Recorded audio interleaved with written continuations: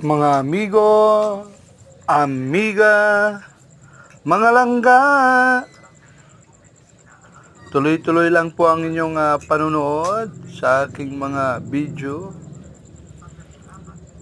Sana'y makatulong sa inyo ang aking ipinapakita bilang isang tao. Ito po ay self-defense sa oras po ng kagipitan. Kahit papano, konti ang inyong matutunan ay makakatulong po. Maraming salamat sa panonood.